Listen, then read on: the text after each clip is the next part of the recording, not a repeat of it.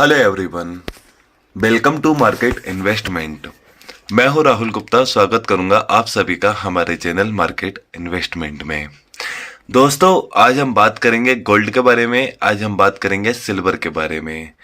दोनों ही सेगमेंट के बारे में आज हम बात करने वाले हैं और दोनों ही सेगमेंट के अंदर हम काफ़ी बड़ी गिरावट देख रहे हैं। बात करें गोल्ड की तो गोल्ड के अंदर भी काफ़ी बड़ी गिरावट हमें देखने को मिल रही है और बात करें चांदी की तो चांदी के अंदर भी काफ़ी ज़्यादा बड़ी गिरावट हमें देखने को मिल रही है।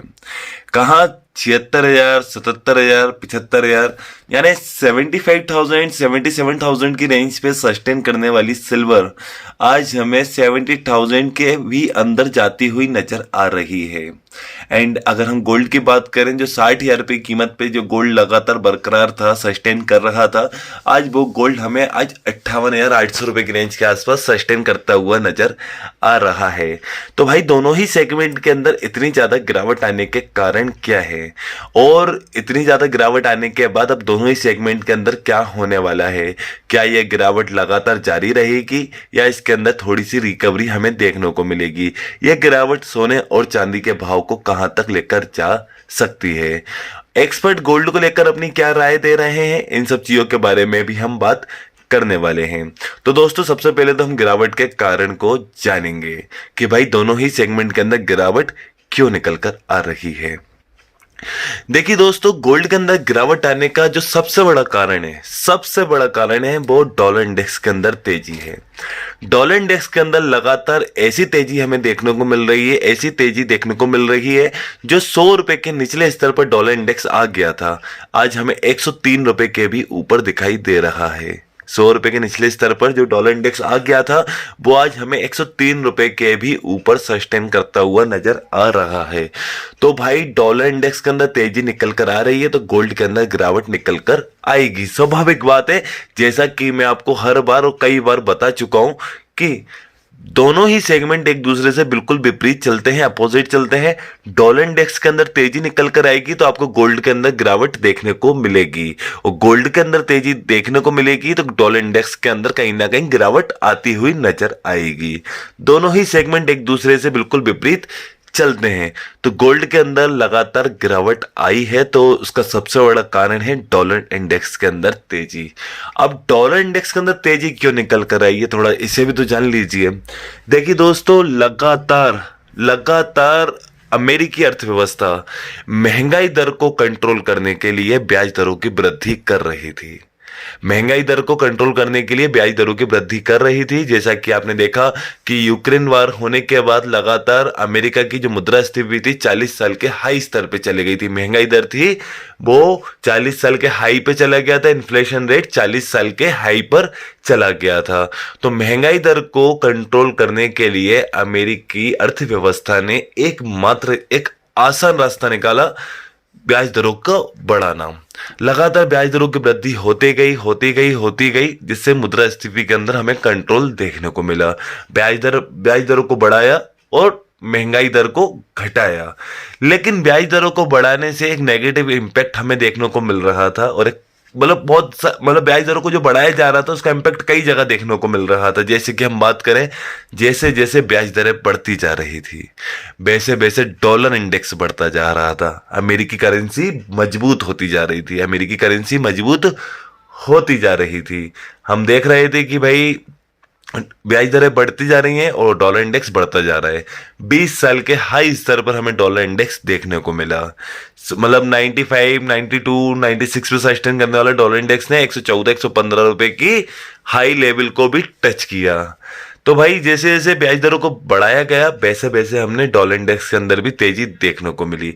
अब डॉलर इंडेक्स के अंदर तेजी निकल कर आ रही थी तो पिछले साल आपने सोने का क्या हाल हुआ था आपने काफी अच्छे से देखा, चांदी का क्या हाल हुआ था आपको काफी अच्छे से पता है। पिछले साल डॉलर इंडेक्स के अंदर लगातार तेजी निकलती गई और गोल्ड और सिल्वर के अंदर लगातार गिरावट आती गई। गोल्ड 49,000, 50,000 के निचले स्तर पे जाके बैठ गया और चांदी भी 52,000, 53,000 रुपए के निचले स्तर पे जाके बैठ गई। तो भाई डॉलर इंडेक्स के अंदर तेजी निकल कर आती है तो इन दोनों सेगमेंट के अंदर काफी ज्यादा असर पड़ता है। सोने और चांदी के अंदर हमें गिरावट देखने को मिलती है। तो दोस्तों, इस बार महंगाई दरों को फिर से इस बार ब्याज दरों को फिर से बढ़ने की एक संभावना जताई जा रही है। अब वो संभावना क्यों आ रही है वो भी मैं आपको बता देता हूं। अभी लास्ट वीक अमेरिका के दो बड़े डेटा निकल कर आए, अमेरिका के दो बड़े डेटा निकल कर आए, एक सीपीआई डेटा और एक PPI data, consumer price index, producer price index, उपभोक्ता मूल्य सूचकांक। तो लाइक ये दो बड़े डेटा निकल कर आए। तो सीपीआई डेटा के अंदर हमने देखा कि फिर से महंगाई दर बढ़ने लगी। लगातार जो महंगाई दर पे कंट्रोल होता हुआ नजर आ रहा था, महंगाई दर कम होती हुई नजर आ रही थी, वो जुलाई वाले महीने में एकदम से कैसे बढ़ गई, एकदम से कैसे बढ़ गई। सीपीआई में हमने महंगाई दरों को बढ़ता हुआ देखा, पीपीआई में भी हमने ब्याज दरों को मतलब महंगाई दर को बढ़ता हुआ देखा। तो सीपीआई पीपीआई दोनों ही डेटा ने जुलाई वाले महीने के अंदर महंगाई दर को बढ़ता हुआ दर्शाया है। अब बढ़ती हुई महंगाई फिर से ब्याज दरों को बढ़ावा दे सकती है, फिर से ब्याज दरों को बढ़ावा दे सकती है, जिससे जिससे डॉलर इंडेक्स के अंदर तेजी आ गई फिर से कि भाई अब तो फिर से ब्याज दरें बढ़ेंगी, तो डॉलर इंडेक्स के अंदर फिर तेजी आ गई। तो लाइक और दूसरी बात ये कि भाई ब्याज दरें बढ़ भी सकती है अब, क्योंकि महंगाई दर बढ़ती हुई आई है। लेकिन अभी फेड के जो कमेंट्स थे, फेड का जो स्टेटमेंट था कि हो सकता था कि इस साल के आखिरी तक किसी भी महीने में आपको ब्याज दरों में कटौती दिख सकती है, जो इतनी ब्याज दरें बढ़ी हैं उसमें कटौती निकल के आ सकती है। लेकिन अब वो संभावना पूरी खत्म हो गई, कटौती तो बिल्कुल नहीं होना है।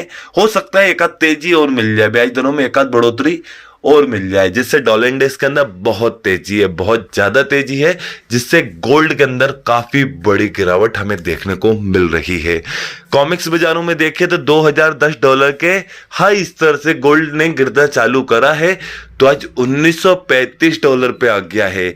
लगभग 75 डॉलर की एक बड़ी गिरावट हम गोल्ड के अंदर देख चुके हैं अभी तक। कॉमिक्स बाजारों के अंदर, अमेरिकी बाजारों के अंदर इतनी बड़ी गिरावट हम देख चुके हैं।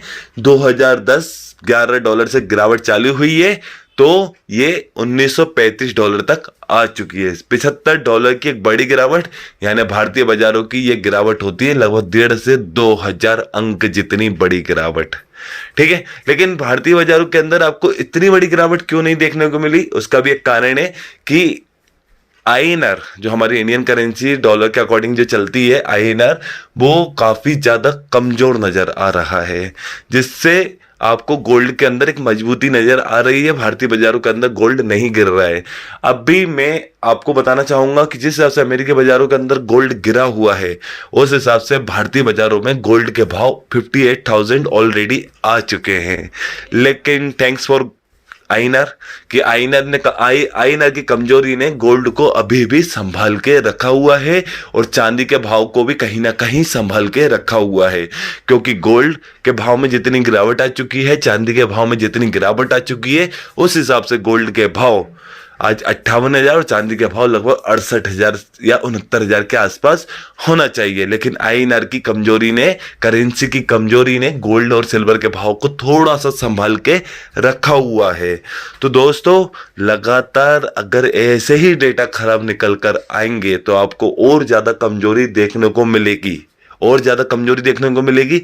जैसे कि आज 15 अगस्त का दिन है, आज तो खैर मार्केट हॉलीडे है, लेकिन आज अमेरिकी बाजार चालू है। अमेरिकी बाजार में रिटेल सेल्स के डेटा निकलकर सामने आने वाले हैं, और भी मजबूत आंकड़े निकलकर सामने आने वाले हैं, जो गोल्ड और सिल्वर और डॉलर इंडेक्स के लिए काफी ज्यादा मेन हो सकते हैं। तो इन सब चीजों के ऊपर आपको नजर बनाना है, ये डेटा कैसे निकलकर आ रहे हैं इसके ऊपर देखना है। और दोस्तों, मैं आपको एक चीज और बताना चाहूंगा, एक छोटी सी चीज मैं आपको और बताना चाहूंगा। चाइना के अंदर भी लगातार हम आर्थिक स्थिति काफी कमजोर देख रहे हैं। आर्थिक स्थिति इतनी कमजोर देख रहे हैं कि हम कॉपर के अंदर इतनी बड़ी गिरावट देख चुके हैं कि कॉपर भी अपने निचले स्तर पे आ चुका है, कॉपर भी अपने निचले स्तर पे आ चुका है। और चांदी के अंदर भी कहीं ना कहीं, और सोने के अंदर भी कहीं ना कहीं गिरावट इसलिए आ रही है कि दुनिया की बड़ी बड़ी मजबूत अर्थव्यवस्थाएं बिगड़ती नजर आ रही हैं। महंगाई दर को फिर से नए सिरे से देखने की आवश्यकता होगी, और ब्याज दरों को भी फिर से नए सिरे से देखने की आवश्यकता होगी, जो कि गोल्ड सिल्वर के लिए काफी बड़ी नेगेटिव न्यूज है, काफी बड़ी नेगेटिव न्यूज़ है। तो दोस्तों अभी तो सबसे पहले एक स्टॉप, अगर पोजीशन है तो एक स्टॉप लॉस जरूर डाल लें। स्टॉप लॉस नहीं है तो आपको काफी बड़ा नुकसान भी देखने को मिल सकता है। सारे आंकड़ों को ऊपर नजर बनाकर अपनी पोजीशन बनाएं। विदाउट स्टॉप लॉस मार्केट के अंदर काम ना करें। एक एक डेटा काफी ज्यादा कीमती होने वाला है आपकी पोजीशन के लिए। तो दोस्तों सामने स्क्रीन पर मैंने आपको अपना पर्सनल व्हाट्सएप नंबर प्रोवाइड करके रखा हुआ है। वो नंबर मैंने इसलिए प्रोवाइड करके रखा है, मेरा कमोडिटी मार्केट से रिलेटेड एक व्हाट्सएप डिस्कशन ग्रुप चलता है, जिसमें मैं कमोडिटी से रिलेटेड कोई भी लेटेस्ट न्यूज़ होती है, कोई भी लेटेस्ट अपडेट होता है, उसको व्हाट्सएप मैसेज के माध्यम से आप तक पहुंचाने की कोशिश करता हूं। अगर आप भी मेरे कम्युनिटी ग्रुप में ऐड होना चाहते हो तो सामने दिए हुए नंबर पर मुझे व्हाट्सएप पे मैसेज कीजिए, मैं आपके नंबर को अपने कम्युनिटी ग्रुप में ऐड कर दूंगा। चलिए दोस्तों, अगर आपको ये मेरी वीडियो अच्छी लगी है तो मेरी इस वीडियो को लाइक कीजिए। अगर आप मेरे साथ जुड़कर रहना चाहते हैं तो मेरे इस चैनल को सब्सक्राइब कीजिए। एंड अंत तक मेरे साथ इस वीडियो में बने रहने के लिए आप सभी को मेरा दिल से धन्यवाद।